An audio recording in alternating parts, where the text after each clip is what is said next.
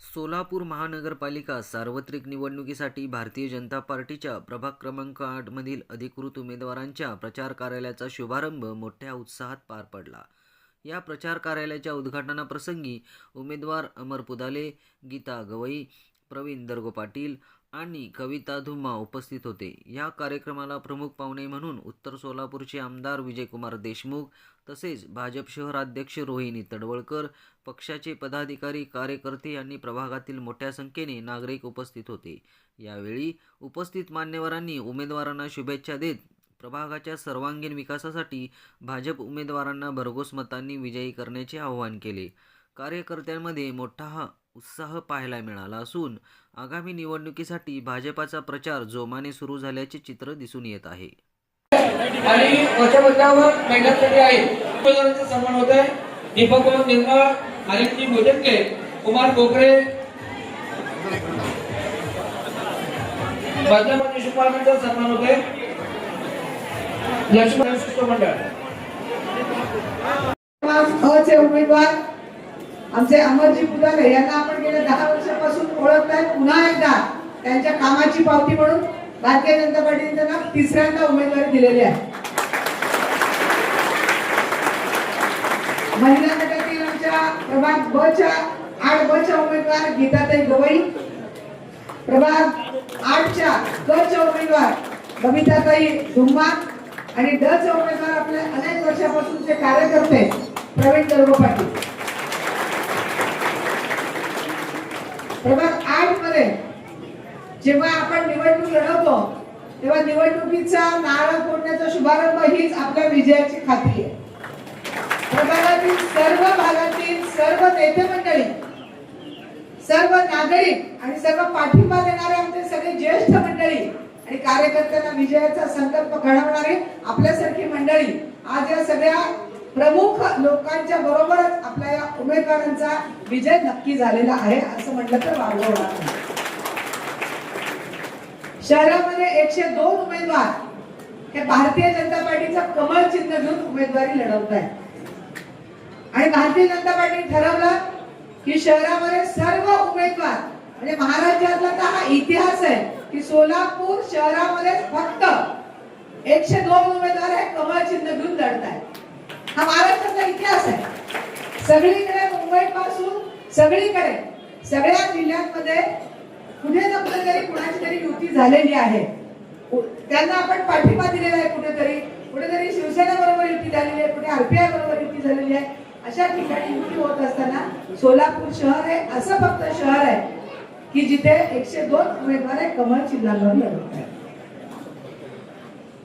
भारताचे लाडके पंतप्रधान नरेंद्रभाई मोदी यांनी जो विकासाचा संकल्प भारतामध्ये घडवलेला आहे, आपण सगळेजण त्याची साक्षीदार आहोत। आपण सगळे सुशिक्षित मतदार आहात।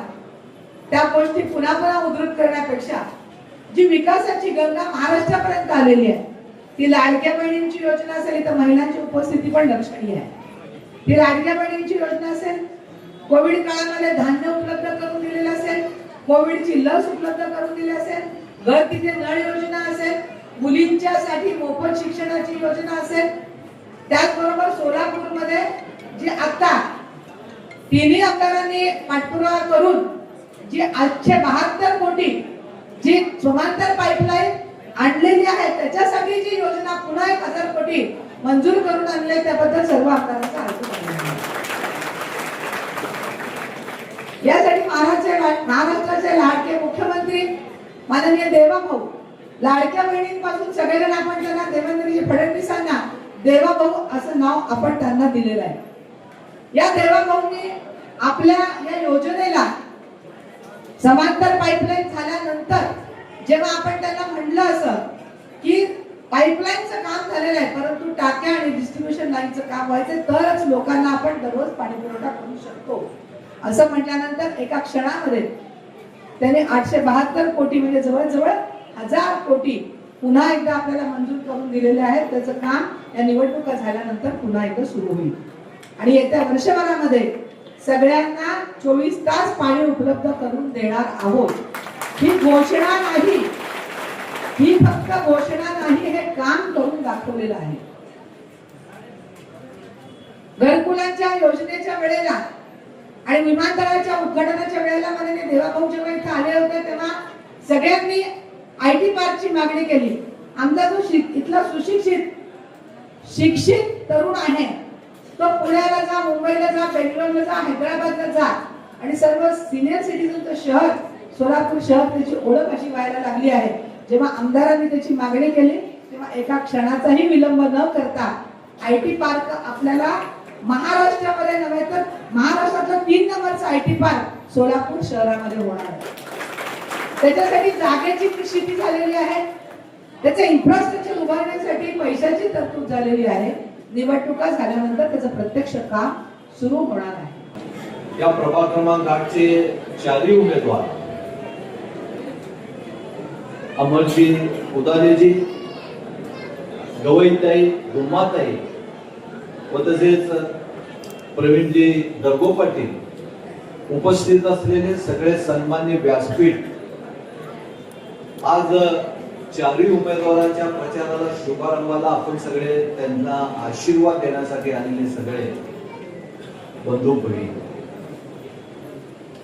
प्रथमतः आपल्या सगळ्यांना सांगू इच्छितो की प्रभाग क्रमांक 8 हा भारतीय जनता पक्षाचा बालेकिल्ला. गेल्या अनेक निवडणुकांमध्ये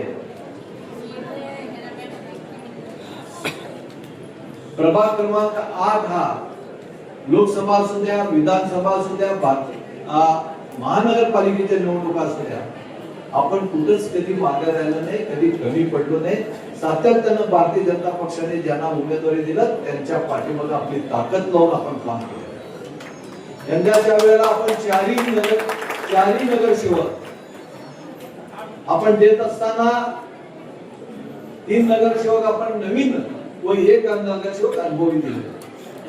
अनुभवी यासाठी की गेले 2 टर्मला आपल्या भागातून काम ज्यांनी आपल्या तळागाळापासून 24 तास उपलब्ध राहणारे उदाले साहेब, ज्यांनी आपण कधी फोन केलं त्या फोनला उत्तर देणं आणि गावोट पळत जाऊन तुमच्या घरी येऊन तुमचं कामाची सोडवणूक करणं ही त्यांच्या कामाची कमाल. आणि त्यांच्या बरोबर म्हणूनच त्यांचा अनुभव घेऊन गेले 40 वर्ष झाला ज्यांनी आमच्या खांद्याला खांदे काम करते आपले बिपिनजी धुमाळ, ज्यांना आम्ही आजपर्यंत न्याय देऊ शकलो नाही. प्रत्येक निवडणुकीच्या वेळी त्यांनी म्हणत होते की मला एकदा तर चान्स मिळू द्या, मला महानगरपालिकेत जाऊन आपल्या सगळ्यांचं, जसं मी भारतीय जनता पक्षाचं काम करतो तसं महानगरपालिकेत जाऊन सर्वसामान्य माणसाचं काम करायचं आहे, मला संधी द्या. पण ती संधी आज इथं आलेली आहे आणि त्यांनी त्यांच्या आमच्या ताई बबिता ताई यांच्या मार्फत त्यांनी आज हे कामाला आज काम करणार. गवई साहेबांचं गेल्या पार्टी स्थापनेपासून त्यांचं पहिल्या निवडणुकीपासून मी जेव्हा अध्यक्ष होतो भारतीय जनता पक्षाचा तेव्हापासून सांगत होते की मला तिकीट पाहिजे म्हणजे पाहिजे. प्रत्येक वेळी त्यांची समजूत करून कसं तरी आम्ही निवडणुकीला त्यांना सोबत घेऊन आणि शेवटी त्यांनी आपलं कधीच नाराजी न दाखवता आमच्या पाठीमागे राहिलं. त्याचंच फळ म्हणून आज त्यांनाही तिकीट देण्यात आले. म्हणजेच आपण दर्गो पाटील साहेब हे तर सातत्यानं आमच्या बरोबर असतातच. गेले 15-20 वर्ष झालं भारतीय जनता पक्षाचं काम त्यांना जे कुठले काम देईल, ज्यांच्यावर जी जबाबदारी सोपेल ती जबाबदारी त्यांनी आपल्या मनापासून काम करत आलेले आहे. आणि त्या 4 चांगल्या कार्यकर्ते या वेळेला भारतीय जनता पक्षाने या भागातून दिलेले आहेत. आज केंद्रामध्ये भारतीय जनता पक्ष आहे, आज महाराष्ट्रामध्ये आपले भारतीय जनता पक्षाचं सरकार आहे आणि आज सोलापूरमध्ये गेल्या टर्म मध्ये आपण आपला महापौर दोन्ही टर्म मध्ये आपला होता.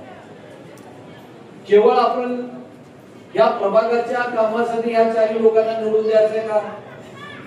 आपण ही निवडणूक ही सोलापूर शहराच्या विकासासाठी आपण पुढे चाललेला. ज्याप्रमाणे आपल्या या देशाचे पंतप्रधान आदरणीय नरेंद्रजी मोदींनी या देशाचा विकास करायला गेले 15 वर्षामध्ये या विकासाकडे एवढी मोठी घोडदौड लावलेली आहे की आपण ही जगामध्ये आपण महासत्तेकडे आपलं भारत देश आज महासत्तेकडे निघाला. आणि ती महासत्तेकडे जात असताना आपल्या या राज्याचे मुख्यमंत्री आदरणीय फडणवीस साहेबांनी या सोलापूर शहरामध्ये अनेक वर्षापासून विशेष लक्ष देऊन आपण जेव्हा इथं निधीची कमतरता वाटली, जेव्हा आपल्याला या सोलापूर शहराच्या विकासाच्या संदर्भात आम्ही त्यांना शब्द मागितलं, केवळ शब्द दिले नाही तर ते आपल्या कामं करून दाखवलं आणि त्याची प्रसिद्धी म्हणून आज सोलापूर शहर विकासाकडे लागलं. आणि हे विकास घडत असताना या चारी आपल्या भागातून नगरसेवक केवळ आपल्या प्रभागापुरतं न बघता आपल्या या शहराचा विकास कसा होईल हे बघण्याची गरज आहे. म्हणून ही निवडणूक आहे, आपल्या सगळ्यांना या निवडणुकीला मतदान करायचं. आपल्या या राज्याचे मुख्यमंत्री देवेंद्रजी फडणवीस यांनी आता त्यांनी सांगितलं की केंद्रामध्ये अनेक योजना आणले, राज्यामध्ये अनेक योजना आणले, सर्वसामान्य गोरगरिबासाठी सर्वसामान्य माणसासाठी अनेक योजना आणून त्या योजनेचा लाभ आज त्या लोकांना मिळू लागला. एवढं नाही तर आपल्याला माहित आहे या राज्यातल्या आपल्या विशेष करून माता बहिणी जास्त आहेत. आमच्या या सगळ्या लाडक्या साठी या आपलं मान सन्मान राहावं यासाठी सातत्यानं आपले या देवाभाऊने अनेक प्रयत्न केलं आणि त्यांच्यासाठी एक योजना आणलं. आणि त्या योजना अंतर्गत आज बघतो लाडकी बहीण योजना आपली जी योजना आहे त्या योजनेअंतर्गत आपल्या सगळ्या लाडकी बहिणीच्या योजना या योजनेमध्ये सन्मान केला जात आहे. आणि आज अशा अनेक योजना आहेत, लहानपासून ते मोठ्यापर्यंत, ज्या वृद्धापकाळापर्यंत असलेल्या ज्येष्ठ नागरिकापर्यंत योजना आणल्या. या सगळ्या योजना सर्वसामान्य माणसासाठी आणलं, गोरगरिबासाठी आणलं. आणि आपल्या देशाचे पंतप्रधान सातत्यानं म्हणतात की आपल्या देशाचा शेवटचा माणसाची जोपर्यंत विकास होत नाही तोपर्यंत या देशाचा विकास होऊ शकत नाही. म्हणून शेवटचा माणूस जो गोरगरीब आहे त्याचा विकास करणं हेच ध्येय आपल्या या भारतीय जनता पक्षाचं आहे. पुन्हा एकदा आपला भारतीय जनता पक्षाने जे उमेदवार दिला त्यांना निवडून आणायचं संकल्प करून पुन्हा एकदा या स्टेजवर असू द्या, आपल्या खालच्या बाजूला असू द्या उभे राहिले. आणि मी त्यांचं खरंच सगळ्यांचं स्वागत करतो आणि मी त्यांना शब्द देतो, भारतीय जनता पक्ष हा कार्यकर्त्यांचा पक्ष आहे. इथं कार्यकर्ते जे चांगलं काम करतील त्याच्या पाठीमागे भारतीय जनता पक्ष खंबीरपणे उभं राहतो. आणि आज ती परिस्थिती या तीन अमर पुताले तिसरी वेळ असलं तरी 3 उमेदवारांच्या माध्यमातून आपल्या सगळ्या समोर आहे. आणि येणाऱ्या निवडणुकीमध्ये, पुढच्या निवडणुकीमध्ये आपल्याला दिसेल की ह्या 3 अजूनही याच्यामध्ये बदल होऊन नवीन कार्यकर्त्यांना किंवा जे आपल्या अनेक वर्षापासून पार्टीचं काम करतात त्यांना न्याय मिळेल. आणि यासाठी आपण सगळ्यांनी एकमुखीने एक विचाराने भारतीय जनता पक्षाच्या उमेदवाराच्या पाठीमागे राहावं, यांना जास्तीत जास्त मताने आपण सगळ्यांनी निवडून द्यावं असं आपल्या सगळ्यांना विनंती करण्यासाठी आम्ही इथं सगळे स्टेजवरचे तुमच्या समोर बसलेलो आहोत.